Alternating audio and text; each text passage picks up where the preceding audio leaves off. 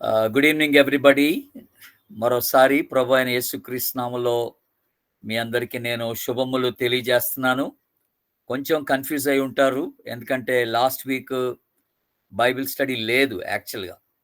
కొంతమంది ఉందనుకొని మిస్ అయిపోయాం అనుకున్నారు. వాస్తవంగా బైబిల్ స్టడీ పెట్టలేదు. ఎందుకంటే ఈ లెంటన్ సీజన్‌లో ప్యాషన్ వీక్ సందర్భంగా పర్టిక్యులర్‌గా అన్ని సంఘాల్లో ఏదో ఒక కార్యక్రమం ఉంటదని గ్రహించి పెట్టడం జరగలేదు. So, we are very sorry for that. ఆ కన్‌ఫ్యూజన్ కొరకై క్షమించమని అడుగుతున్నాం. అలాగే ఈరోజు స్టార్ట్ చేస్తున్న బైబిల్ స్టడీలో లింక్ మారింది. అది కూడా పదే పదే గ్రూప్‌లో పెట్టడం జరిగింది. కొంతమంది దాన్ని గ్రహించి వెంటనే వాళ్ళు మార్చుకొని జాయిన్ అవ్వడం జరిగింది. దాన్ని బట్టి కూడా ప్రభువుని స్తుతిస్తున్నాం. కొంతమంది ఇంకా కన్‌ఫ్యూజన్‌లో ఉన్నట్టున్నారని నేను అనుకుంటూ ఉన్నాను. ఏదేమైనను ప్రభు మనకిచ్చిన ఈ మంచి అవకాశాన్ని బట్టి ప్రభుని స్తుతిస్తూ ఉన్నాను నేను కూడాను. ఈ వారం రోజులు నేను కూడా గుజరాత్‌లో పరిచర్య కొరకు వెళ్ళడం జరిగింది. ఈరోజు మధ్యాహ్నమే వచ్చాను. 2:30, 3 గంటల ఆ ప్రాంతంలో వచ్చాను.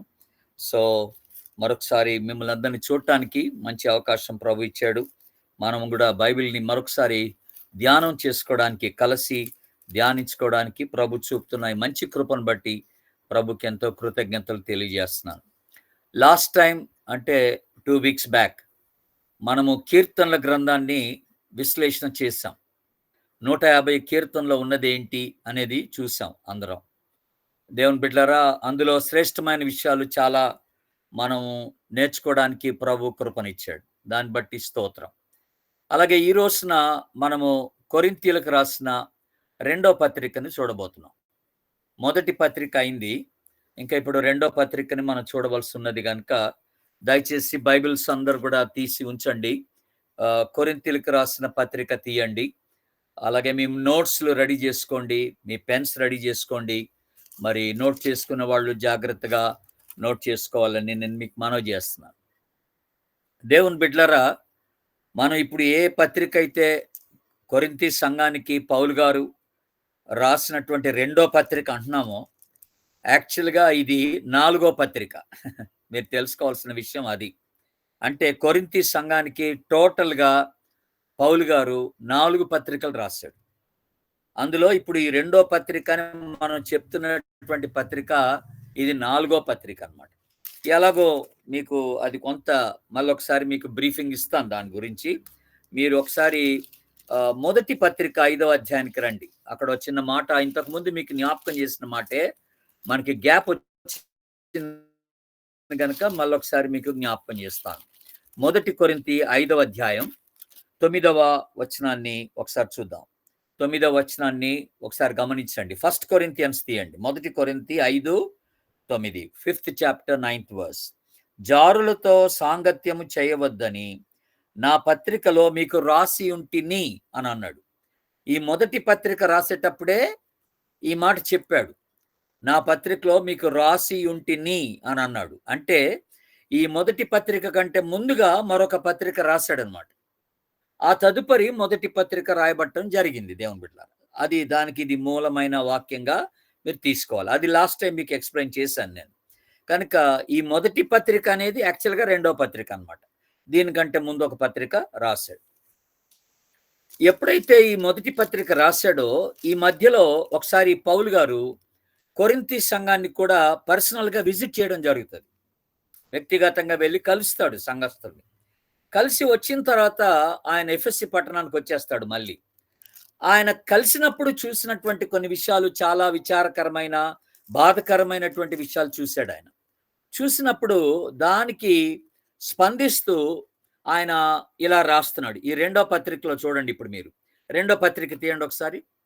2వ పత్రిక 2వ అధ్యాయం, second epistle, second letter, second chapter, 3rd verse.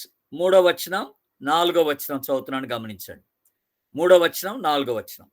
నేను వచ్చినప్పుడు ఎవరి వలన నేను సంతోషం పొందదగినదో వారి వలన నాకు దుఃఖము కలుగకుండవలనని ఈ సంగతి మీకు రాసి తిని అని అన్నాడు ఆల్రెడీ. మరియు నా సంతోషము మీ అందరి సంతోషమేనని అని మీ అందరి యందు నమ్మకము కలిగి ఇలాగు రాసి తిని అని అన్నాడు. అంటే విషయం ఏంటంటే దేవుని బిడ్డలారా, ఈ రెండో పత్రిక రాయడానికంటే ముందుగా మళ్ళీ ఒక పత్రిక రాశాడనమాట. మళ్ళీ ఆ పత్రికలో కొంచెం విచారకరంగా దుఃఖముతో వాళ్ళను కొంచెం గద్దిస్తూ రాసినట్టుగానే ఉందన్నమాట. మళ్ళొకసారి మీరు 7వ అధ్యాయం చూడండి. ఇదే పత్రిక 7వ అధ్యాయం 8వ వచనం. 7th chapter 8th verse. 7th chapter 8th verse. నేను రాసిన పత్రిక వలన మిమ్మును దుఃఖపెట్టినందున విచారపడక విచారపడను. నాకు విచారము కలిగినను ఆ పత్రిక మిమ్మును స్వల్ప కాలము మట్టుకే దుఃఖపెట్టెనని తెలుసుకొని ఉన్నాను. చూసారా? అంటే దీనికంటే ముందుగా మరొక పత్రిక రాశాడు. అందులో కొంచెం హార్ష్‌గానే రాసుంటాడు. గద్దింపుతో రాసుంటాడు. దుఃఖంతో రాసుంటాడు. వాళ్ళకున్నటువంటి వాళ్ళ పరిస్థితిని గుర్తించిన వాడై వాళ్ళ ఎంతో విచారంగా ఆ పత్రిక రాసుంటాడనమాట. అదే చెప్తున్నాడు ఇక్కడ, నేను రాసి ఉంటిని అని. రాసి ఉంటిని. అయితే అలాగ రాయడానికి నాకు ఇప్పుడేం దుఃఖం లేదు గాని అది మేలు కొరకే జరిగిందన్నట్టుగా రాస్తున్నాడు దేవుని బిడ్డలారా. ఏంటి ఆ మేలు ఏంటి ఇక్కడ? మనం ఇప్పుడు ఆలోచన చేయాల్సినటువంటి మాట ఒకటి ఉంది. మళ్ళొకసారి మీరు ఈ రెండో పత్రిక సెకండ్ లెటర్ 2వ అధ్యాయానికి రండి. సెకండ్ చాప్టర్కి రండి.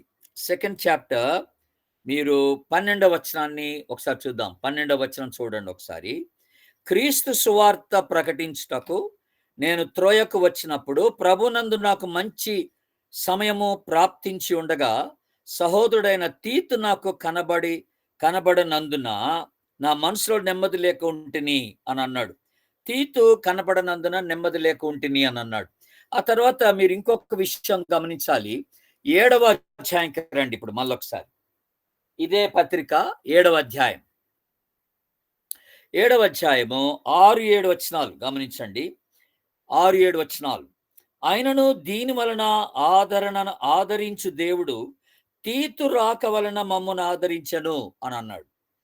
తీతు రాక వలన మాత్రమే కాకుండా అతడు మా అత్యభిలాషను మీ అంగలార్పును నా విషయమై మీ కలిగిన అత్యాసక్తిని మాకు తెలుపుచు తాను మీ విషయమై పొందిన ఆదరణ వలన కూడా మమ్మను ఆదరించను గనక మేము కూడా మరి ఎక్కువగా సంతోషించితిమి అని అన్నాడు. చూసారా దేవుని బిడ్డలారా, మీరు గమనిస్తున్నారా?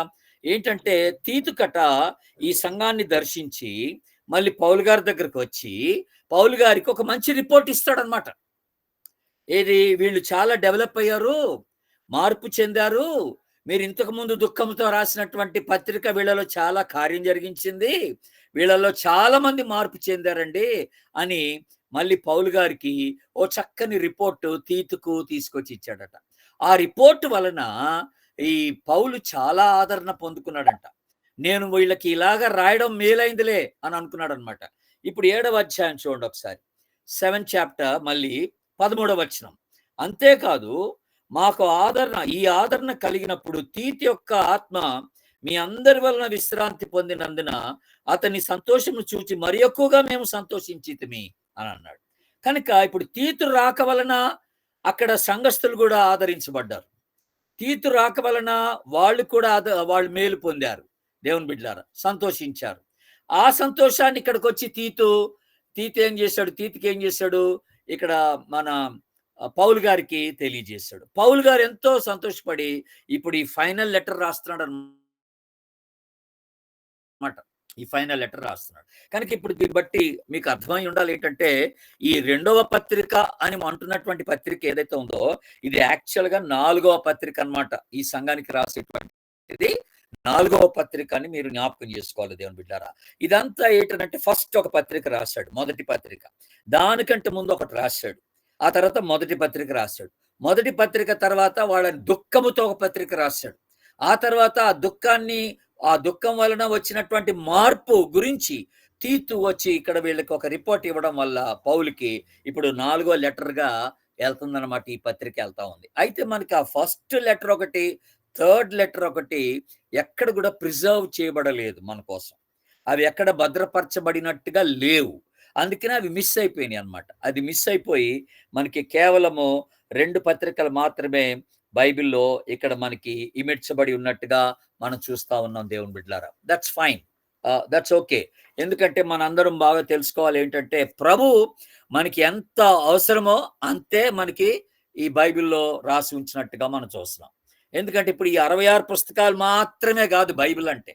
ఇంకా చాలా విషయాలు ఉన్నాయి. కానీ అవన్నీ కూడా దీంట్లో పొందుపరచలేదు. ఎందుకంటే మనకి ఎంత కావాలో అంతే ప్రభు ఇచ్చాడు.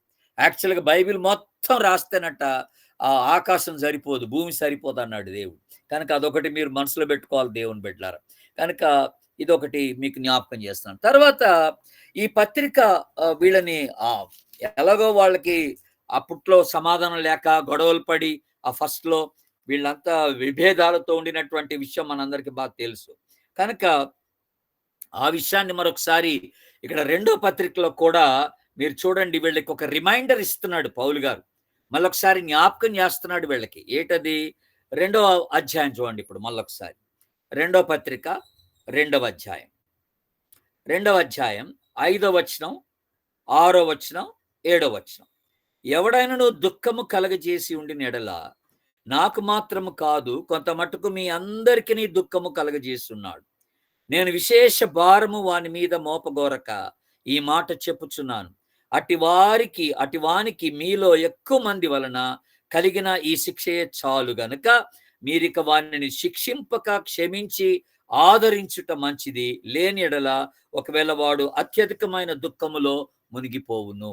ఎవరి వల్ల మీకు ఏదైనా ఒక ఆయాసం ఉండుంటే దయచేసి అట్టి వ్యక్తిని మీరు క్షమించండి అని అనేసాడు. ఆ ఆయాసాన్ని మీ మనసులో పెట్టుకోబాకండి అని చాలా క్లియర్గా జ్ఞాపకం చేస్తూ వచ్చాడు. ఎందుకంటే దేవుని బిడ్డలారా, మనం అంతా కూడా మన పిలుపు ఎలాంటిదంటే, విశ్వాసంగా దేవుడు మనల్ని ఎందుకోసం పిలుచుకున్నాడండి తెలుసా? ఈ 5వ అధ్యాయం తీయండి.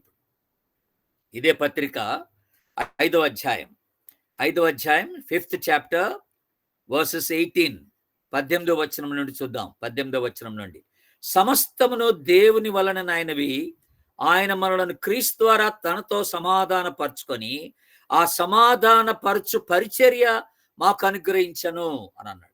కనుక పౌలు గారు మాట్లాడుతున్నాడు, దేవుడు మాకు ఇచ్చిన పరిచర్య ఏంటంటే సమాధాన పరిచే పరిచర్య అంటున్నాడు. కనుక లోకమును దేవునితో సమాధాన పరచడం, మనుషుల్ని మనుషులతో సమాధాన పరచడం, ఇది ఒక గొప్ప పరిచర్య భాగ్యాన్ని దేవుడిచ్చాడని మాట్లాడుతున్నాడు. కనుక మేము క్రీస్తు రాయబారులమై ఉండి దేవునితో సమాధాన పడుడని మిమ్మల్ని బతిమాలు కొనుచున్నామంటాడు పౌలు గారు చక్కగా. కనుక 5వ అధ్యాయం 18, 19, 20 వచనాలు మీరు అక్కడ రాసుకొని పెట్టుకోండి. It's a ministry of reconciliation. Ministry of reconciliation, సమాధాన పరచు పరిచర్య అని అంటున్నాం. కనుక ఒకవేళ సంఘంలో ఎవని వలననైనను మీకు దుఃఖము కలిగి ఉండిన ఎడల ఆ వ్యక్తిని మీరు మరి పరదేశిగా మరి ఎంచక అతన్ని దూరం చేసుకోక ప్లీజ్ అతన్ని మీరు క్షమించండి అని ఇక్కడ మాట్లాడుతున్నట్టుగా ఉంది దేవుని బిడ్డ. That's okay. ఇప్పుడు ఈ పత్రికలో ఏ పత్రికలో దాదాపుగా 13 పత్రికలు రాశాడు పౌలు. 13 సంఘాలకి రాశాడు. అంటే 13 కాకపోయినా 13 పత్రికలు రాశాడు ఆయా సంఘాలకి. అర్థమవుతుందా? ఈ అన్ని సంఘాలకి రాసినటువంటి పత్రికల్లో ఏ పత్రికలో కూడా తన వ్యక్తిగతమైనటువంటి శ్రమలు, తన వ్యక్తిగతమైనటువంటి శోధనలు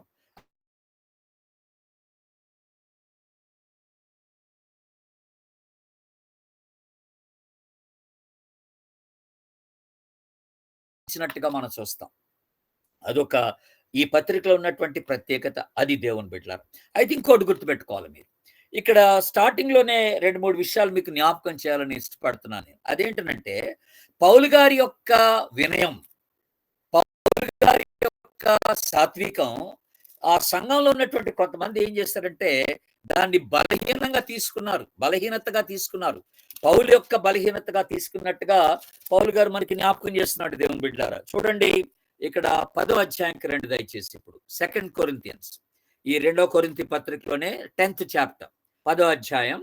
నేను మొదటి 2 వచనాలు చదువుతున్నాను, గమనించండి. మొదటి 2 వచనాలు, మీ ఎదుట ఉన్నప్పుడు మీలో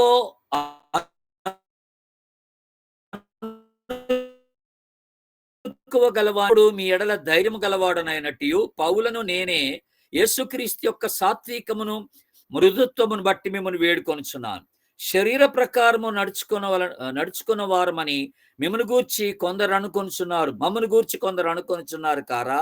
అట్టి వారి ఎడల నేను తెగించి కాఠిన్యము చూపవలని తలంచుకొనుచున్నాను గాని నేను వచ్చినప్పుడు అట్లు కాఠిన్యము చూపకుండానట్లు చేయుడని నేను మిమ్మల్ని బతిమాలు కొనుచున్నాను. ఇక్కడ పౌలు గారు రాస్తున్న మాట మీరు గమనించినారా? మేము సాత్వికంతో మృదుత్వంతో మీ దగ్గరకు వచ్చి మిమ్మల్ని వేడుకుంటా ఉంటే, రెండవ వచనంలో అంటాడు, శరీర ప్రకారం మేము నడుచుకొనుచున్నామని మీలో కొంతమంది అనుకుంటున్నారు అన్నాడు. మీలో కొంతమంది అలాగా ఇది మా బలహీనతగా ఉంది, మేము శరీరీతిగా ఉన్నాం అన్నట్టుగా మీలో కొంతమంది మాట్లాడుతున్నారు అన్నాడు. అలాగే కిందకి రండి కొంచెం. 10th చాప్టర్ 10వ అధ్యాయం 10వ వచనం చూడండి. అతని పత్రికలు ఘనమైనవియు బలీయమైనవినై ఉన్నవి గాని అతడు శరీర రూపమునకు బలహీనుడు, అతని ప్రసంగము కొరగానిదని ఒకడు అనును. చూసారా? అంటే కొంతమంది ఏమని కామెంట్ చేస్తున్నారు పౌలు గురించి, ఈయన ప్రసంగాలు బాగానే ఉన్నాయి అని అంటున్నారు కొంతమంది. ఘనమైనవిగా ఉన్నాయి, బలీయమైనవిగా ఉన్నాయి, అయితే శరీర రూపమునకి ఇతడు బలహీనుడు అని అంటున్నారు. ఈ అంటే యాక్చువల్ గట్ట పౌలు అని అంటే అర్థం ఏంటో తెలుసా అండి? చిన్నవాడు అని. పౌలు అంటే అర్థం ఏంటి? చిన్నవాడు అని. ఇప్పుడు క్యాథలిక్స్ లో పౌలు గారి పేరేంటో తెలుసా? చిన్నప్ప. చిన్నప్ప అంటే పౌలు అనమాట. పౌలు పేరు అనమాట అది. చిన్నవాడు అని, పొట్టివాడు అని. పౌలట వికారంగా ఉంటాడంట, అంత అందగాడేం కాదండి. ఆయన ముక్కు కూడా బాగుండదట. కనుక చూడటానికి అంత ఆకర్షణమైనటువంటి ఫేస్ ఏమి కాదట పౌల్ది. కానీ ఆత్మచేత నింపబడి చక్కని వాక్యం చెప్పగలిగినటువంటి దైవజనుడు అనమాట. కనుక దాన్ని ఆసరాగా తీసుకొని కూడా కొంతమంది ఇప్పుడు ఏమంటున్నారంటే, ఇక్కడ ఇతడు బాగా మాట్లాడుతున్నాడు కానీ శరీర రూపముగా ఇతడు చాలా బలహీనమైనటువంటి వాడు, ఇతని ప్రసంగం కొరగాదండి, ఇతను మనం వినడానికి లేదు అన్నట్టుగా కామెంట్ చేస్తున్నారంట దేవుని బిడ్డలారా. ఎంత విచారకరమైనటువంటి కామెంటో మీరు ఆలోచన చేయండి. తర్వాత 11వ అధ్యాయానికి రండి. ఇప్పుడు పౌలు గారు అన్నట్టుగా 11వ అధ్యాయం 11th చాప్టర్ 5వ వచనం 5th వర్స్ నుంచి చదువుతున్నాను. నేనైతే మిక్కిలి శ్రేష్ఠులైన ఈ అపోస్తులందరికంటే లేశమాత్రమును తక్కువ వాడను కానని తలంచుకొంచున్నాను. మాటలందు నేను నేర్పలేని వాడనైనను జ్ఞానమందు నేర్పలేని వాడను కాను. ప్రతి సంగతిలోనూ అందరి మధ్య మీ నిమిత్తమై మేము జ్ఞానమును కనపరుచున్నాము. మిమ్మును హెచ్చింపబలనని మీకు దేవుని సువార్త ఉచితముగా ప్రకటించుచు నన్ను నేనే తగ్గించుకునినందున పాపము చేసితునా అంటున్నాడు. చూసారా? అంటే మేము తగ్గించుకోవడం వల్ల పాపలం అయిపోయామా? ఇతడేదో యాక్ట్ చేస్తున్నాడు, ఇతడేదో వేషధారణ కనపరుస్తున్నాడు అన్నట్టుగా కొంతమంది మాట్లాడుతున్నట్టుగా పౌలు గారు ఇక్కడ మనకి జ్ఞాపకం చేస్తున్నాడు. తర్వాత కొంతమంది ఏమని కామెంట్ చేశారంటే, పర్టికులర్గా అండి, ఈయన కొరింథీ సంఘంలోకి వచ్చినప్పుడట ఈయన ఎవరి దగ్గర డబ్బులు తీసుకోలేదు, వాళ్ళు కానుకలు ఇస్తే తీసుకోలేదు. దాన్ని కూడా తప్పుగా పట్టారు. చూడండి ఇక్కడ 9వ వచనంలో 8వ వచనం 9వ వచనం, మీకు పరిచర్య చేయటకైన ఇతర సంఘముల వలన జీతం పుచ్చుకొని వారి ధనము దొంగిలిన వాడనైతిని. మరియు నేను మీ వద్దకు వచ్చినప్పుడు నాకు అక్కర కలిగి ఉండగా నేను ఎవరి మీదనూ భారం మోపలేదు. మాసిదోని నుండి సహోదరులు వచ్చి నా అక్కర తీర్చిరి. ప్రతి విషయంలోనూ నేను మీకు భారముగా ఉండకుండా జాగ్రత్త పడి తిని ఇక ముందును జాగ్రత్త పడుదును. ఇలాగ కూడా జాగ్రత్త పడ్డాడు. కొరింథీ సంఘానికి వచ్చినాడు, పైసలు తీసుకోలేదు, ఎవరి దగ్గర కానుకలు తీసుకోలేదు, డేరాలు గుట్టుకొని బతికేశాడు. అక్కడ తను పోషించుకున్నాడు. మాసిదోనియా సంఘస్థులు సహాయపడ్డారట ఇతనికి, వాళ్ళకి ఆర్థికంగా ఇతనికి ఆర్థికంగా సహాయపడ్డారట దేవుని బిడ్డలారా. కనుక ఫస్ట్ ఇతడు ఇక్కడ మనకి జ్ఞాపకం చేస్తుంది ఏంటంటే దేవుని బిడ్డలారా, ఇతడు డబ్బు తీసుకున్నందుకు కానీ, ఇతడు పొట్టివాడనేందుకు కానీ, ఇతడు బలహీనంగా ఉన్నందుకేమో కానీ ఇతడు ప్రసంగాల్ని కొంతమంది అంగీకరించలేదు. ఇతని యొక్క స్టాండర్డ్స్ పరిమాణాలని కొంతమంది అంగీకరించలేదు. ఆధ్యాత్మికమైన పరిమాణాలు కొనిపెట్టుకున్నాడు, ఆ ప్రమాణాలు కొనిపెట్టుకున్నాడు. ఆ ప్రమాణాలను ఎవరు కూడా అంగీకరించకుండా ఉన్నట్టుగా చూస్తున్నాం దేవుని బిడ్డలారా. ఆ విషయం కూడా ఇక్కడ పౌలు గారు చాలా విచారంగానే రాస్తూ వచ్చాడు. మేము సాత్వికము మృదుత్వము మీ ఎదుట కనపరిచినందున మేము బలహీనం అయిపోయామా అని మాట్లాడుతూ వస్తున్నాడు దేవుని బిడ్డలారా. ఆ తర్వాత ఈ పత్రిక అంతటి యొక్క థీమ్ ఏంటనంటే, ఒకవేళ అంశం, ఈ పత్రిక యొక్క అంశాన్ని గురించి మాట్లాడితే ఎక్కువ శాతం పౌలు గారు తన శ్రమలే మాట్లాడాడు ఈ పత్రికలో. కనుక శ్రమలు, పరిశుద్ధాత్మ శక్తి అని రాసుకోండి మీరు. శ్రమలు, పరిశుద్ధాత్మ శక్తి, suffering and the power of the holy spirit అనే మాట మీరు రాసుకోవాలి దేవుని బిడ్డలారా. ఎందుకంటే పౌలు గారు దీంట్లో ఈ పత్రికలో చాలా శ్రమలు రాశాడు. ఆయనకి ఎదురుపడ్డ శ్రమలు చాలా రాశాడు. మీరు 4వ అధ్యాయంకి రండి ఒకసారి. 4th చాప్టర్ 4వ అధ్యాయం చూడండి ఒకసారి. 4వ అధ్యాయంలో నేను 8వ వచనం 8 నుండి చదువుతున్నాను, గమనించండి. 8వ వచనం నుండి 8th verse onwards. ఎటుపోయినను శ్రమ పడుచున్నను ఇరికింపబడిన వారం కాదు, అపాయంలో ఉన్నను ఉపాయం లేని వారం కాదు, తరమబడుచున్నను దిక్కు లేని వారం కాదు, పడద్రోయబడినను నశించు వారం కాదు. యేసు యొక్క జీవము మా శరీరమందు ప్రత్యక్షపరచబడుటకై యేసు యొక్క మరణానుభవమును మా శరీరమందు ఎల్లప్పుడూ వహించుకొని పోవచ్చున్నాం. ఏలి అనగా యేసు యొక్క జీవము కూడా మా మధ్య శరీరమునందు ప్రత్యక్షపరచబడినట్లు సజీవులమైన మేము ఎల్లప్పుడూ యేసు నిమిత్తము మరణమునకు అప్పగింపబడుచున్నాం. కావున మాలో మరణము, మీలో జీవమును కార్యసాధకమగుచున్నది అని అన్నాడు. ఇక్కడ ఏం మాట్లాడుతున్నాడు పౌలు గారు? తన పర్టికులర్గా తనకి ఎదురుపడినటువంటి శ్రమల గురించే మాట్లాడుతున్నాడండి పౌలు గారు. ఏటా శ్రమలట? మేము శ్రమలకు గురయ్యాం, అపాయాలకు గురయ్యాం, మేము తరమబడ్డాం, పడద్రోయబడ్డాం, మరణానుభవంలో నుంచి వెళ్తున్నాం, వహించుకొని పోతున్నాం అన్నాడు. ఇదేంటో తెలుసా అండి? ఇదేంటంటే మెంటల్ సఫరింగ్ అంటారు దీన్ని. మానసికమైనటువంటి ఒక శ్రమ, మానసిక ఒత్తిడి, ఎప్పుడు ఏం జరుగుద్దో తెలియనటువంటి పరిస్థితి అన్నమాట. తరమబడటం అంటే అదే. ఏ ప్రాంతానికి వెళ్తే ఏం చేస్తారో, కొడతారో, ఏది ఎట్టాగా మనల్ని తరిమేస్తారో అన్నటువంటి ఒక ఆలోచనతో ఎప్పుడు భయం కలిగి ఉండడం అన్నమాట. ఎప్పుడు టెన్షన్తో ఉండిపోవడం అన్నమాట, ఆందోళనతో ఉండిపోవడం అన్నమాట. ఇది మెంటల్ సఫరింగ్ అని మనం జ్ఞాపకం చేసుకుంటాం. అట్లాగే ఇక్కడ ఒక ఫిజికల్ సఫరింగ్ కూడా ఉంది. ఇక్కడ ఫిజికల్ సఫరింగ్ ఏంటంటే 11వ అధ్యాయంకి రండి. మీ అందరికి తెలిసిందే. 2 కొరింథీ 11వ అధ్యాయం 11వ అధ్యాయం 23 నుండి చూడండి. 23వ వచనం నుండి చూడండి దయచేసి. అక్కడ ఏమని రాశాడు? మేము క్రీస్తు పరిచారకుల వెర్రివాని వలె మాట్లాడుచున్నాను. నేనును మరి ఎక్కువగా క్రీస్తు పరిచారకుడను, మరి విశేషముగా ప్రయాసపడితిని, అనేక పర్యాయము చెరసాల్లో ఉంటిని, అపరిమితముగా దెబ్బలు తింటిని, అనేక మార్లు ప్రాణాపాయంలో ఉంటిని, యూదుల చేత 5 మార్లు, ఒకటి తక్కువ 40 దెబ్బలు తింటిని, ముమ్మారు బెత్తముతో కొట్టబడితిని, ఒకసారి రాళ్లతో కొట్టబడితిని, ముమ్మారు ఓడ పగిలి శ్రమ పడితిని, ఒక రాత్రింబగలు సముద్రంలో గడిపితిని, అనేక పర్యాయములు ప్రయాణంలోను, నదుల వలనైన ఆపదల్లోను, దొంగల వలనైన ఆపదల్లోను, అలాగే నా స్వజనుల వలనైనటువంటి ఆపదల్లోను, అన్ని జనులమైన ఆపదల్లోను, పట్టణముల ఆపదల్లోను, అరణ్యములో ఆపదలోను, సముద్రంలో ఆపదలోను, కపట సహోదరు వల్ల ఆపదల్లోను, ప్రయాసముతోను, కష్టముతోను, తరచుగా జాగరణములతోను, ఆకలి తప్పులతోను, తరచుగా ఉపవాసముతోను, చలితోను, దిగంబరత్వంతోను ఉంటిని, ఇంకా చెప్పవలసినవి చాలా ఉన్నాయి అన్నాడు. చూసారండి, ఇవన్నీ ఏ రకమైన శ్రమలు? ఇవి శరీర శ్రమలు అన్నమాట. శరీర సంబంధమైన శ్రమలు. ఇందాక మెంటల్ సఫరింగ్ అన్నాను. ఇదేంటంటే ఇది ఫిజికల్ సఫరింగ్ అంటాను. ఇది ఫిజికల్ సఫరింగ్.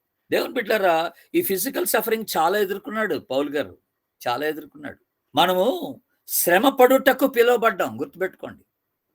పౌలు గారు అది క్లియర్గా ఇప్పుడు మనకి బయలుపరుస్తున్నాడు. ఇక్కడ తన పిలుపులో శ్రమ ఉంది. ఎక్కడుంది పిలుపులో శ్రమ? మీరు అపోస్తలుల కార్యం 9వ అధ్యాయం 16వ వచనంలో చూస్తే, ఆ దమస్కు మార్గంలో యేసు ప్రభు తనని పిలుచుకున్నప్పుడు ఎలా పిలుచుకున్నాడండి? ఇతడు నా నిమిత్తము ఎన్ని శ్రమలు అనుభవించవలసి ఉన్నదో నేను ఇతనికి తెలియచేస్తానన్నాడు. అక్కడే డిక్లేర్ చేశాడు. అపాయింట్మెంట్లోనే శ్రమ ఉంది. నీకు జాబ్ డిస్క్రిప్షన్ ఇచ్చేటప్పుడే నువ్వు నా కోసం శ్రమ పడాలరా బాబు, ఈ పని చేస్తావా అంటే మరి ఒప్పేసుకుంటారు ఎవరన్నా? జాబ్ డిస్క్రిప్షన్లోనే శ్రమ ఉందండి. అలాంటప్పుడు క్రైస్తవ జీవితానికి వచ్చి అయ్యో నాకు శ్రమలు వచ్చేస్తున్నాయంటే కుదరదు. ఎందుకంటే నీ పిలుపులోనే శ్రమ ఉంది అబ్బాయి. దేవుడు శ్రమ పడ్డాక నేను పిలుచుకున్నాడు. నన్ను వెంబడించేవాడు కంపల్సరీగా సిలువనెత్తుకొని వెంబడించాల్సింది అన్నాడు.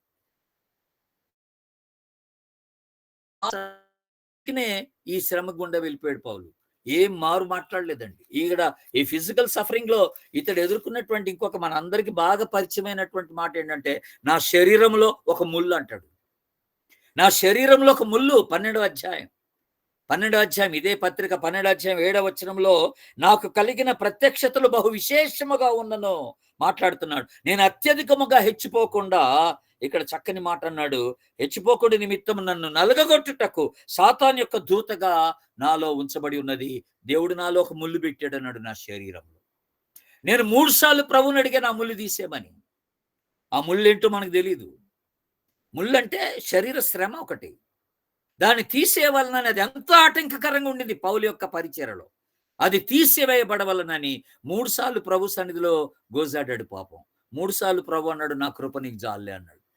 ఎందుకంటే చాలా మంది ఏమంటారంటే ఆ శ్రమ ఒకవేళ ఇది ఐ ప్రాబ్లం అయి ఉండొచ్చు అంటారు, కంటి ప్రాబ్లం. అందుకనే గలతీ సంఘస్థులతో రాసుకుంటూ 4వ అధ్యాయం గలతీ పత్రిక 15వ వచనంలో పౌలు అంటాడు, శక్యమైతే మీరు మీ కళ్ళు ఊడబీకి నాకు ఇవ్వడానికి సిద్ధపడ్డారు అంటాడు. ఎందుకంటే పౌలు గారి ఆ కంటి సమస్యను చూసి ఆ గలతీ సంఘస్థులు తట్టుకోలేపారట. కంట్లో చూకే పిసుగారుతా ఉంటే, ఆ పుసిగారుతా ఉంటే తుడుచుకుంటా ఇరిటేషన్ ఉంటుంది కన్నంతా. కన్ను ఎర్రగైపోతుంది.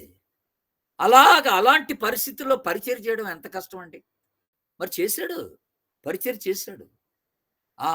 ఆ సమస్య తీసేయమని ప్రభు సన్నిధిలో 3 సార్లు అడిగాడు. కానీ ప్రభు తీసేయలేదండి. ప్రభు అలాగే ఉంచాడు ఆ శ్రమని, అలాగే ఉంచాడు. కనుక ఇది మనం గుర్తుపెట్టుకోవాల్సింది ఏంటంటే ఇది శారీరకమైనటువంటి శ్రమని పౌలు ఎదుర్కొన్నాడండి. ఇంకా నేను మీకు డీటెయిల్స్ ఇస్తాను. కాకపోతే ఇంకొక చక్కని మాట పౌలు గారు కొలస్సీ సంఘానికి రాస్తూ ఒక మాట అన్నాడు. అది ఇక్కడ మీకు జ్ఞాపకం చేయాలని ఇష్టపడుతున్నాను నేను. చూడండి ఒకసారి కొలస్సీ పత్రిక తీయండి. ఇప్పుడు కొలస్సీ సంఘానికి రాస్తూ పౌలు గారు చక్కని మాట అన్నాడు.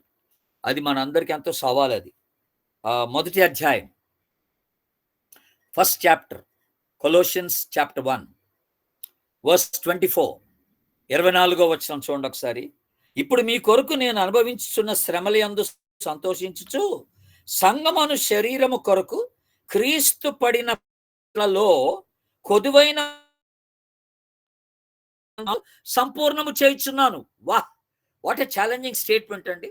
క్రీస్తు పడినటువంటి పాటలలో కొదువైనవి ఇప్పుడు నేను సంపూర్ణం చేస్తున్నాను అంటున్నాడు. బాబోయ్, ఏంటి అసలు ఆ స్టేట్మెంట్? యేసు ప్రభు పడినటువంటి శ్రమలే ఎక్కువ అనుకుంటుంటే పౌలు గారు అన్నాడు, ఆయన పడినటువంటి శ్రమల్లో ఏదన్నా తక్కువై ఉంటే ఆ తక్కువైన శ్రమలు నేను భర్తీ చేసేస్తాను అంటున్నాడు. అవి నేను పొందుకుంటాను ఆ శ్రమలు అంటున్నాడు పౌలు గారు. దాని కొరకే నన్ను నేను సమర్పించుకుంటున్నానని మాట్లాడుతున్నాడు. ఎంత గొప్ప ఆలోచన అండి శ్రమల గురించి. ఈ రోజున అబద్ధ బోధకుల యొక్క టీచింగ్ మనం వింటుంటే అసలు ఈ బైబిల్ బోధకి ఎంత వ్యతిరేకంగా ఉందండి. అది ఎంత విరోధంగా ఉందండి ఆ టీచింగ్. చాలా మంది అబద్ధ బోధకులు, ప్రాస్పెరిటీ డాక్ట్రైన్, అభివృద్ధి సంబంధమైన బోధ చేసేవాళ్ళు, డబ్బుల్ని ప్రేమించి డబ్బు కాష్టపడి బోధ చేసేవాళ్ళు, మీరు కానుకలు ఇవ్వండి దేవుడు మీకు స్వస్థతను ఇస్తాడు, ప్రభుని నమ్ముకోండి మీకు ఏ కష్టాలు ఉండవు, ప్రభుని నమ్ముకోండి మీకు బాధలు ఉండవు, ప్రభుని నమ్ముకోండి మీకు అప్పులు తీరిపోతాయి. ఎవడు చెప్పాడు ఇదంతా? బైబిల్ ఎప్పుడు ప్రభు చెప్పాడా ఈ మాటలన్నీ? ప్రభుని నమ్ముకుంటే జబ్బులు రావన్నాడా? ప్రభుని నమ్ముకుంటే మీకు నష్టం కలగదని చెప్పాడా? ఎప్పుడు చెప్పాడు ప్రభు? చెప్పలేదు. అలాంటప్పుడు మరి పౌలుకి ఎందుకు ఇన్ని శ్రమలు? ప్రభుని నమ్ముకోవడమే కాదు, ఈయన అత్యధికమైన పరిచర్య చేశాడు. మరి ఎన్నో సంఘాలు స్థాపించాడు. ప్రభు మరి తను స్వస్థపరచచ్చు కదా, మరి ఏం స్వస్థపరచలేదు? దేవుని బిడ్డారా, మీరు అపోస్తల కార్యాలు తీయండి. ఇంకొన్ని విషయాలు చెప్తాను మీకు అక్కడ. అపోస్తల కార్యాలు రండి దయచేసి. అపోస్తల కార్యం 20వ అధ్యాయం తీయండి ఒకసారి. అపోస్తల కార్యం యాక్ట్స్ చేయండి. అపోస్తల కార్యం 20వ అధ్యాయం 23వ వచనం చదువుతున్నాను. 23వ వచనం, 23rd verse, 20th chapter, 23rd verse. Acts. బంధకములు శ్రమలు నా కొరకు కాచుకొని ఉన్నవని పరిశుద్ధాత్మ ప్రతి పట్టణములోనూ నాకు సాక్ష్యం ఇచ్చుచున్నాడని తెలియనన్నాడు. ఏంటండి అది? అసలు నేను ఎక్కడికి వెళ్తే అక్కడ నీకు శ్రమ ఎదురవుతుందిరా బాబు అని పరిశుద్ధాత్ముడు బయలుపరిచాడంట పౌలుకి. ఈ శ్రమలు ఏదైతే తాను పొందుకున్నాడనండి, ఇవి ఏ సంఘానికి రాయలేదు పౌలు గారు, కేవలం కొరింథీ సంఘానికి రాసి, కొరింథీ సంఘానికి వివరించుకున్నాడు. ఓపెన్ హార్ట్ అంటే హృదయం తెరిచి మాట్లాడాడనమాట వీళ్ళతో మాట్లాడుతున్నప్పుడు. మీరు ఒకసారి ఇదే యాక్ట్స్ అపోస్తల కార్యం 21వ అధ్యాయం చూడండి ఒకసారి. 21వ అధ్యాయం 27వ వచనం, 21st chapter, 27th verse. 7 దినములు కావచ్చినప్పుడు ఆసియా నుండి వచ్చిన యూదులు దేవాలయంలో అతన్ని చూచి సమూహం అంతటిని కలవరపరిచి అతన్ని బలవంతముగా పట్టుకొనిరి. చూసారా? బలవంతంగా పట్టుకున్నారంట. 30వ వచనం, 30వ వచనం చూడండి, అదే అధ్యాయం. పట్టణమంతా గలిబిలిగా ఉండెను. జనులు గుంపులు గుంపులుగా పరిగెత్తుకొని వచ్చి పౌలును పట్టుకొని దేవాలయం నుండి అతన్ని వెలుపలికి ఈడ్చిరి. వెంటనే తలుపులు మోయబడెను. వారు అతన్ని చంపవలనని యత్నించుచుండగా యెరూషలేమంతా గలిబిలిగా ఉన్నదని పటాలపు పై అధికారికి వర్తమానం వచ్చెను. అప్పుడు అతన్ని జస్ట్ కొట్టి వదిలేయండి పై అధికారి చెప్పడం జరిగింది. ఏటండి ఇవన్నీ? అక్కడ మీరు 2 సంఖ్యలతో బంధించమని ఆజ్ఞాపించిరి. ఇతడు ఏం చేసినాడు అని అడిగితే ఎవడేం చెప్పలేకపోయాడు. మళ్ళీ ఇతన్ని తీసుకొని పొమ్మని ఆజ్ఞాపించారు. మీరు ఆ 35వ వచనం వరకు కూడా మీరు రాసుకోవచ్చండి ఈ భాగం అంతటిని కూడా. అలాగే మీరు అంటే మనకి ఇవన్నీ మన పౌలు గారు ఏమేమి శ్రమలు అనుభవించాడో మనం వింటలేదు ఎంతసేడికి. ఆ కొరింథీ పత్రిక ఇప్పుడు 11వ అధ్యాయంలో, లేకపోతే 4వ అధ్యాయంలో ఉన్నదే, లేకపోతే ఆ శరీరంలో ముళ్ళు ఒకటే మనకు తెలుసు. కానీ ఇలాగ పరిచర్య చేస్తున్నప్పుడు పౌలు గారికి ఎన్ని శ్రమలు ఎదురయ్యాయో మనం గ్రహించలేకపోతున్నాం. చూడండి దేవుని బిడ్డలారా, ఇది 23వ అధ్యాయం, 23rd చాప్టర్ యాక్ట్స్, 3వ వచనం. పౌలు అతన్ని చూసి ఇంకా పై మాట 2వ వచనం, అందుకు ప్రధాన యాజకుడు అననీయ అతని నోటి మీద కొట్టుడని దగ్గర నిలిచిన వారికి ఆజ్ఞాపించగా. చూసారా, అతను నోటి మీద కొట్టుడని దగ్గరున్న వారికి ఆజ్ఞాపించాడట. దేవుని బిడ్డలారా, ఏటి మాటలు. ఇంకా మీరు రాసుకోవాలనుకుంటే 26వ అధ్యాయం 24వ వచనం, 25వ అధ్యాయం 24 నుండి 27 వరకు, 28వ అధ్యాయం 16వ వచనం, 27వ అధ్యాయం 41వ వచనం, 28వ అధ్యాయం 3వ వచనం. ఇవన్నీ రాసుకోండి. ఎందుకంటే ఇవన్నీ కూడా అపోస్తుల కార్య గ్రంథంలో, ఇప్పుడు నేను అవన్నీ చదవడానికి మనకు టైం లేదు. ఎందుకంటే మనం ఇప్పుడు మనం కొరింథీ పత్రికలో చూడవలసి ఉంది. ఇప్పుడు శ్రమల గురించి మాట్లాడుతున్నాం కనుక మొట్టమొదటిగా మానసిక శ్రమలు పౌలుగా ఎదుర్కొన్నవి నేను మీకు జ్ఞాపకం చేశాను. రెండోదిగా శారీరక శ్రమలు పౌలు గారు ఎదుర్కొన్నది మీకు జ్ఞాపకం చేశాను. మూడో శ్రమ ఎలాంటి శ్రమ అంటే చూడండి, కొరింథీ 2వ పత్రికకు రండి, మళ్ళీ మన పత్రికకు రండి. కొరింథీ 2వ పత్రిక 4వ అధ్యాయం 4వ వచనం. కొరింథీ 2వ పత్రిక 4వ అధ్యాయం 4వ వచనం చదువుతున్నాను, వినండి. దేవుని స్వరూపి అయ్యున్న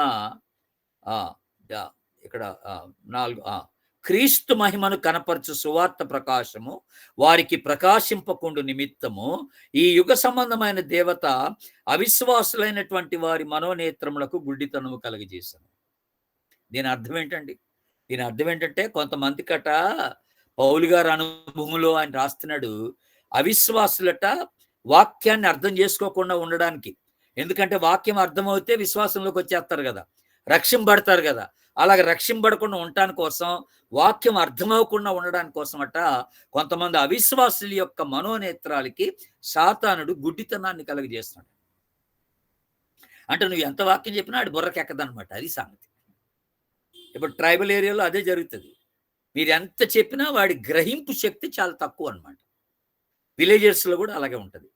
ఎవరైతే విద్యాభ్యాసం చేయలేదో, చదువుకున్న వాళ్ళు గబుక్కుని అర్థం చేసుకోలేరు మనం చెప్పేదంతా. మన పట్టణంలో మాట్లాడినట్టుగా గ్రామస్తులతో సువార్త చెప్పలేము. నిదానంగా కథలులాగా చెప్పుకుంటూ రావాలి. అప్పుడు వాళ్ళకి అర్థం అవుతుంది. ఎందుకంటే చాలా మంది అవిశ్వాసుల యొక్క మనోనేత్రాలకి సైతానుడు గుడ్డితనం కలిగజేస్తున్నాడు. ఎందుకంటే సువార్త ప్రకాశము వారికి ప్రకాశింపకుండు నిమిత్తము అని ఇక్కడ చక్కగా మాట్లాడుతూ వచ్చాడు. ఇది ఒకటి మీరు గుర్తించాల్సిన విషయం. కనుక ఇప్పుడు దీన్ని ఏమంటావు? ఈ శ్రమ ఏంటంటే ఇది ఆధ్యాత్మికమైన శ్రమ. గుర్తుపెట్టుకో, ఇది ఆధ్యాత్మిక శ్రమ. 4వ అధ్యాయం 4వ వచనం. అంటే మార్పు చెందకుండా చేయడం అన్నమాట. ఆ విశ్వాసంలోకి రాకుండా చేయడం అన్నమాట. సాతాను పని ఇది సాతాను పని. డైరెక్ట్గా ఆ హృదయాల్లో ఆ అంధత్వాన్ని పుట్టించడం అన్నమాట. మనసులో అంధత్వాన్ని పుట్టించడం అన్నమాట. ఇది మీరు గ్రహించాలని నేను మీకు మనవి చేస్తాను దేవుని బిడ్డ. ఇక ఇప్పుడు ఈ పత్రికలో కొన్ని మూల వాక్యాలు మీకు జ్ఞాపకం చేస్తాను. మూల వాక్యాలు కొన్ని ఉన్నాయి, జస్ట్ రాసుకోండి అవి. 3వ అధ్యాయం 3rd chapter 5th verse, 5వ వచనం. మా వలన ఏదైనా అయినట్టు ఆలోచించుటకు మా అంతటా మేమే సమర్థులం కాదు, కానీ మా సామర్థ్యము దేవుని వలననే కలిగి ఉన్నది. It's a very nice text అండి. ఇది ఒక మంచి వాక్య భాగం. ఇది మూలవాక్యంగా ఇదొకటి మీరు రాసుకోవాలి. కీ వర్స్ అంటాం మనం. 3rd chapter 5th verse. అలాగే 3rd chapter 18th verse. అది కూడా ఈ పత్రికలో మూల వాక్యంగా ఉంటుంది మనకి. ఏంటది? మహిమ నుండి అధిక మహిమకు మనల్ని ఆయన మార్చబోతున్నాడు. ప్రభు యొక్క ఆత్మ ద్వారా ఆ మహిమ నుండి అధిక మహిమకు మనల్ని మారుస్తాడనమాట. ఆ వచనం కూడా చక్కని మూల వాక్యం. మీ అందరికీ తెలిసిన ఇంకొక మూల వాక్యం ఈ పత్రికలో ఏంటి చెప్పండి నాకు? కంట తెచ్చిన ఒక వాక్యం ఉంటుంది ఇక్కడ. ఏంటది? ఎవడైనను క్రీస్తునందున్న ఎడల వాడు నూతన సృష్టి, పాతవి గతించెను, ఇదిగో సమస్తమును క్రొత్తవాయెను. ఎక్కడుందది? 5వ అధ్యాయం 17వ వచనం. 5వ అధ్యాయం 17వ వచనం. అది కూడా ఒక మూల వాక్యం. 5th chapter 17th verse. ఇంకొక మూల వాక్యం అదే చాప్టర్లో ఉంది. మీకు తెలుసా? 21వ వచనం. ఎందుకనగా మనం ఆయన యందు దేవుని నీతి అగునట్లు పాపమెరుగని ఆయనను మన కోసము పాపముగా చేసితిమి అని అంటాడు. పాపిగా కాదు, పాపముగా చేసితిమి. చూసారా? ఇది కూడా ఒక మూల వాక్యం మనం గుర్తుపెట్టుకోవడానికి దేవుని బిడ్డలారా. అట్లాగే 10వ అధ్యాయం 5వ వచనం. 10th chapter 5th words. వితర్కములను గురించి మాట్లాడుతూ వచ్చినాడు అక్కడ పౌలు గారు. 4-5 వచనాలు రాసుకోండి. మన యుద్ధోపకరణములు శరీర సంబంధమైనవి కాదు కానీ దేవుని ఎదుట దుర్గములను పడద్రోయగలిగినటువంటి బలము గలవనైనవి ఉన్నవి అని అంటాడు. కనుక 4-5 వచనాలు మీరు మూలవాక్యంగా రాసుకోవడం మంచిదండి. ఆ తర్వాత లాస్ట్ చాప్టర్ రండి. 13వ అధ్యాయం 5వ వచనం. 5th verse. 13వ అధ్యాయం 5th వర్స్. మీరు విశ్వాసము గలవారై ఉన్నారో లేదో మిమ్మల్ని మీరే శోధించుకొని చూచుకొనిడి, మిమ్మల్ని మీరే పరీక్షించుకొనిడి. మీరు భ్రష్టులు కాని ఎడల యేసుక్రీస్తు మీలో ఉన్నాడని మిమ్మల్ని గూర్చి మీరే ఎరుగరా అని అన్నాడు. ఇది మనందరికీ గొప్ప సవాలండి. అసలు మన విశ్వాసంలో ఉన్నామో లేదో మనల్ని మనమే పరీక్ష చేసుకోవాలట. ఇది ఒక మూల వాక్యం. చక్కని మాట అన్నాడు పౌలు గారు. ఎవరో చెప్పాల్సిన పని లేదు మీకు అన్నాడు. మీరు ప్రార్థనలు ఎదుగుతున్నారో లేదో, వాక్యంలో బలపడుతున్నారో లేదో, పరిశుద్ధంగా జీవిస్తున్నారో లేదో మిమ్మల్ని మీరే పరీక్ష చేసుకోండి అన్నాడు. విశ్వాసమైన మనం ఎదుగుతున్న మనము ఎవడో మనకి చెప్పాల్సిన పని లేదట. మనల్ని మనమే పరీక్ష చేసుకోవాలట. కనుక చక్కని హెచ్చరికలు పౌలు గారు ఈ సంఘానికి ఇస్తున్నట్టుగా మనము చూస్తా ఉన్నాం దేవుని బిడ్డలారా ఈ పత్రికలో. తర్వాత ఈ పత్రికను మనం ఒకవేళ డివైడ్ చేస్తే దీన్ని 3 భాగాలుగా డివైడ్ చేయొచ్చు.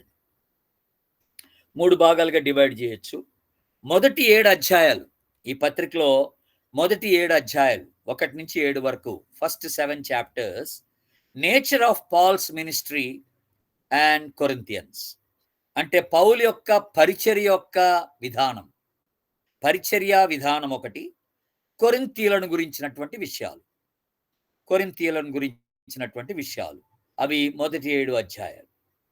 ఆ తర్వాత 8-9 అధ్యాయాల్లో చక్కగా ఈ పత్రికలో ఏం రాశాడంటే యెరూషలేము కొరకైనటువంటి కానుకలు సేకరించడం, ఆ మాసిదోనియా సంఘం యొక్క మాదిరిని చూపించడం. 8-9 యెరూషలేము సంఘం కొరకు కానుకలు సేకరించారు. అర్థమైందా? ఆ తదుపరి మాసిదోనియా సంఘం యొక్క మాదిరిని పౌలు గారు వీళ్ళకి, ఈ సంఘస్థులకి జ్ఞాపకం చేస్తున్నట్టుగా ఉందన్నమాట. అది కూడా ఒక డివిజన్. 8-9 10 నుండి 13 అధ్యాయాలు మనం గమనిస్తే పౌలు యొక్క పిలుపు, పౌలు యొక్క పరిచర్య, కొరింథీయుల యొక్క మార్పు. అది రాసుకోవాలి మీరు. పౌలు యొక్క పిలుపు, పౌలు యొక్క పరిచర్య, కొరింథీయుల యొక్క మార్పు. Paul's calling, Paul's ministry and the repentance of Corinthians. Repentance of Corinthians అనే మాట మీరు రాసుకోవాలి దేవుని బిడ్డలారా. ఇది ఈ డివిజన్ గురించి మనం మాట్లాడుతున్నాం. తర్వాత ఏ పత్రికలో రాయినటువంటి ఒక విషయం పౌలు గారు ఈ పత్రికలో వివరించాడు. ఒక విషయం, గంభీరమైన విషయం ఒకటి మనం జ్ఞాపకం చేశాడు. ఏంటది? 12వ అధ్యాయం. ఇప్పుడు please come to 12th chapter. 12వ అధ్యాయంకి రండి. మొదటి 4 వచనాలు చదువుతున్నాను. మొదటి 4 వచనాలు. అతిశయపడుటకు నాకు తగదు గాని అతిశయపడవలసి వచ్చినది. ప్రభు దర్శనము వలన గూర్చియు, ఆ దర్శనములను గూర్చియు, ప్రత్యక్షతలను గూర్చి చెప్పుదును. క్రీస్తునందున ఒక మనిషిని నేను ఎరుగుదును. 14 సంవత్సరముల క్రిందట 3వ ఆకాశమునకు కొనిపోబడెను. అతడు శరీరముతో కొనిపోబడినో నేను ఎరుగను, శరీరము లేక కొనిపోబడినో నేను ఎరుగను, అది దేవునికే తెలియను. అట్టి మనిషిని నేను ఎరుగుదును.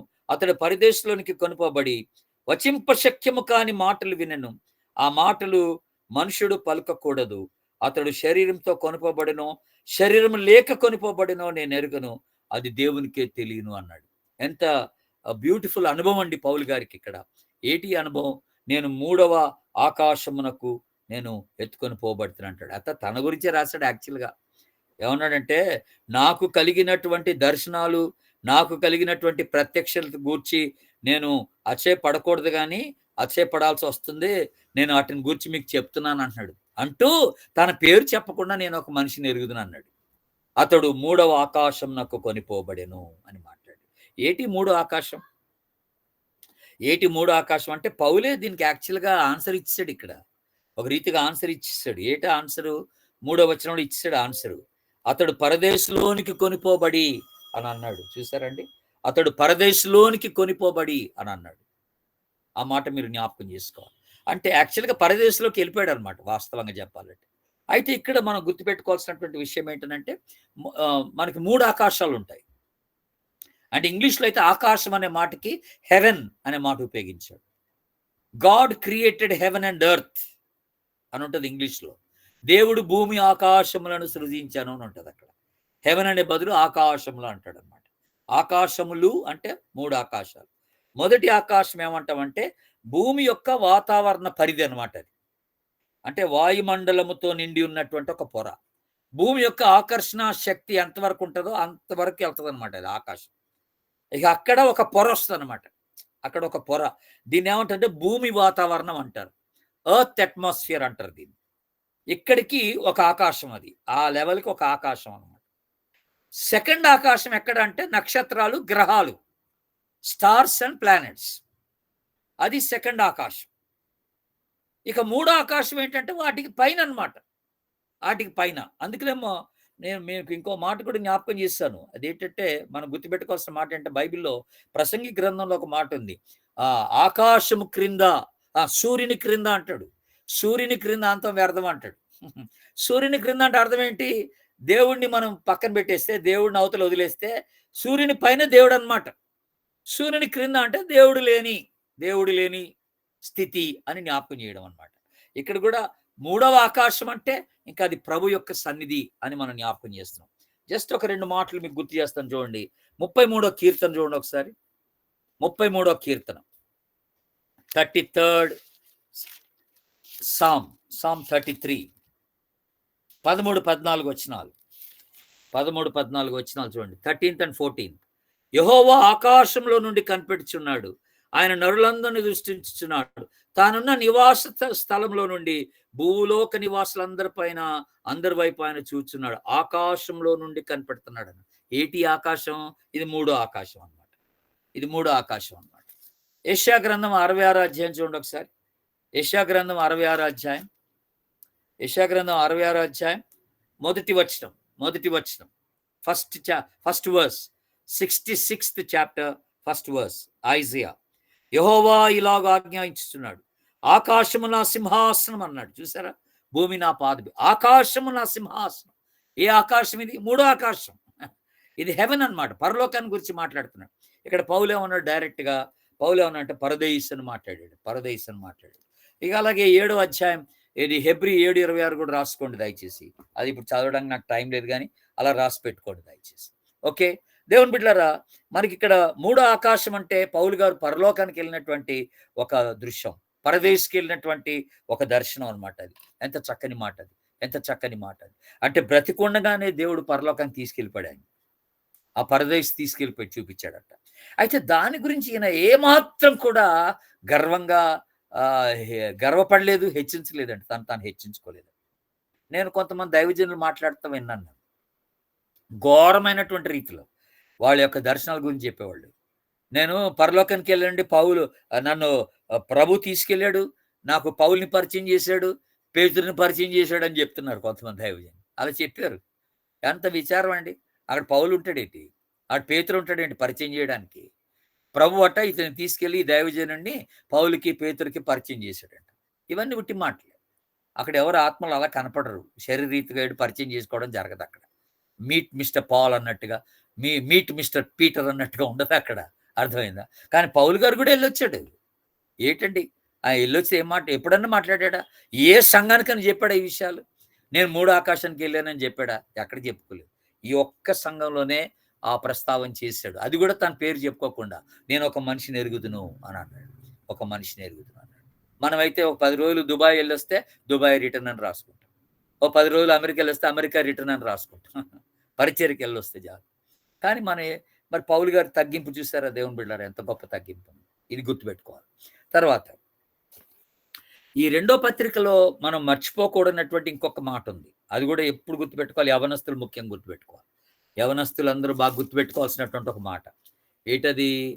6వ అధ్యాయం, 2 కొరింథీకి వస్తున్నాం మనం.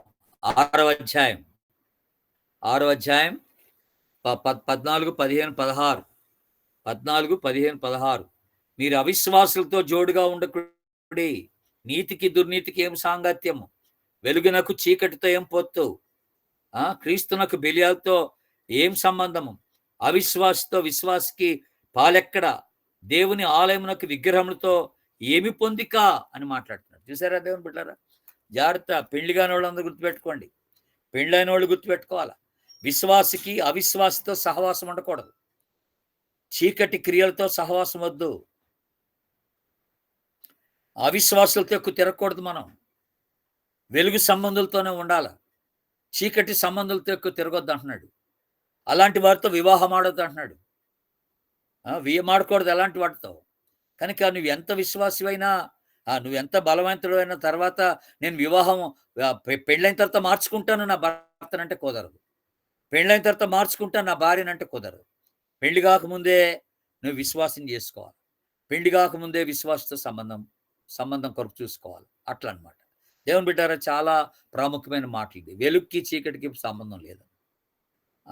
అంత చక్కని మాటలు మాట్లాడుతూ వచ్చాడు. ఇది చాలా ప్రాముఖ్యమైన లేఖన భాగం. కొరింథీ పత్రికకు వచ్చినప్పుడు ఇది ఒక ప్రాముఖ్యమైనటువంటి లేఖన భాగంగా మనం తీసుకోవాలని ప్రభు పేరట నేను మీకు మనవి చేస్తున్నాను. తర్వాత ఈ పత్రికలో పౌలు గారు ఒక చిన్న ఆయాసాన్ని వ్యక్తపరుచుకున్నాడు. ఆయన ఒక ఆయాసాన్ని వ్యక్తపరుచుకున్నాడండి ఈ పత్రికలో. అదేంటంటే 12వ అధ్యాయం చూడండి ఒకసారి. 12th చాప్టర్, 12వ అధ్యాయం 20, 21 వచనాలు. 20, 21 వచనాలు, లాస్ట్ వచనాలు అవి. మీలో ఎందుకనగా ఒకవేళ నేను వచ్చినప్పుడు మీరు నాకు ఇష్టలుగా ఉండరేమో అనియు, నేను మీకు ఇష్టడనుగా ఉండనేమో అనియు, ఒకవేళ కలహము, అసూయ, క్రోధములు, కక్షలు, కొండెములు, గుసగుసలాట, ఉప్పొంగుటయు, అల్లరులేమో అనియు,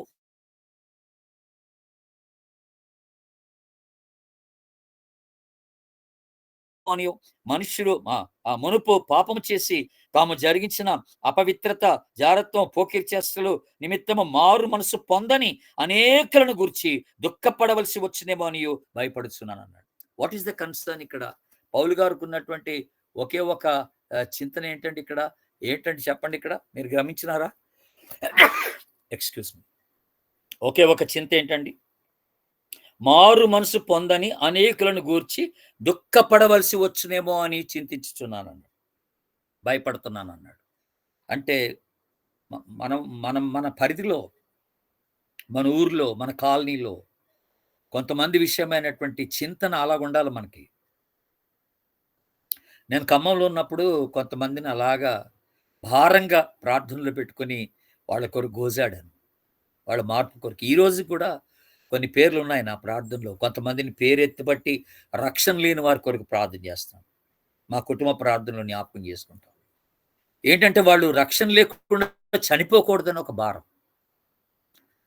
అలాగా ఒకళ్ళిద్దరు చనిపోయారు రక్షణ లేకుండా ఖమ్మంలోనే.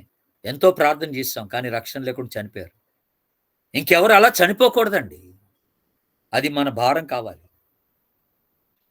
మన బంధువుల్లో కానీ, మన స్నేహితుల్లో కానీ, మన కొలీగ్స్ కానీ, మన కాలనీలో ఉన్నోళ్ళు కానీ, మన బజార్లో ఉన్నోళ్ళు కానీ ఎవ్వరు కూడా నరకానికి వెళ్ళిపోకూడదు.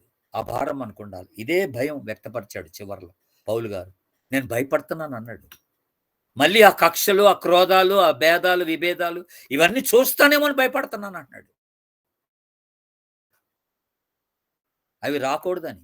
అట్లాగే కొంతమంది పాపానికి అప్పగించుకున్న వాళ్ళు ఉన్నారు. వాళ్ళు మారు మనసు పొందకుండా నశించిపోతారేమో అని భయపడుతున్నాను అన్నాడు. మనకు ఆ కన్సర్న్ ఉందా? మనకు ఆ బాధ ఉందా దేవుని బిడ్డలారా? గమనించండి. ఇది గుర్తుపెట్టుకోవాలి. ఈరోజు కొంచెం లేట్ అయింది. కానీ చివరిలో ఇంకొక మాట చెప్పాలి మీకు. ఈ కొరింథీ పత్రిక అంతా కూడా కొన్ని వచనాలతో ముడిపడి ఉందన్నమాట. జస్ట్ ఆ వచనాలు రాసుకోండి. నేను చదవను గాని రాసుకోండి. ఇప్పుడు జాగ్రత్త రాసుకోండి. మొదటి అధ్యాయం 6వ వచనం. First chapter 6th verse.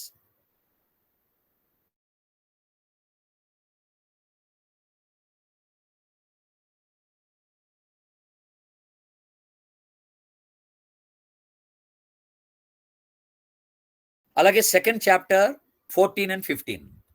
రెండవ అధ్యాయం 14, 15. రెండవ అధ్యాయం 14, 15. And third chapter 17 and 18. మూడో అధ్యాయం 17, 18 వచనాలు. 17, 18. Fourth chapter 6th and 7 and 16 and 17. మొత్తం 4 వచనాలు ఉన్నాయి 4వ అధ్యాయంలో.